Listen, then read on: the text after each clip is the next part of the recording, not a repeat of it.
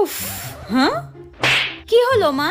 হ্যাঁ দেখ না টেপি জামা কাপড়গুলো টানছে, কিছুতেই উঠছে না। একটু দেখ না কি হলো। কি বাজে কথা বলছো, ওখান থেকে জামা কাপড়গুলো উঠবে না কেন? আরে দেখ তো, সামনেই তো টানছি, কিছুতেই উঠছে না। আরে নিচে কি ফেবিকুইক দেওয়া আছে নাকি? ঠিক করে টানো, উঠবে ঠিক। আরে উঠছে না বলছি তো।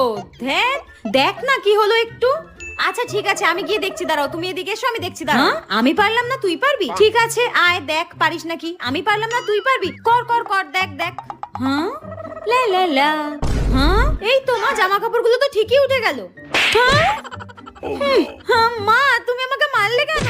ওখান থেকে জামা কাপড়গুলো যখন উঠলোই, তাহলে এক সপ্তাহ ধরে জামা কাপড়গুলো ওখানে পড়ে রয়েছে কিসের জন্য? কার জন্য ফেলে রেখেছিস? যতক্ষণ না আমি করে দেবো ততক্ষণ যেখানকার জিনিস সেখানেই পড়ে থাকবে, তাই তো? আমাকে চাকর পেয়ে গেছিস তোরা। এরপর থেকে যদি নিজের কাজ নিজে না করেছিস, আমি কিন্তু তোকে এইভাবে শায়েস্তা করবো, বলে রেখে দিলাম। সবসময়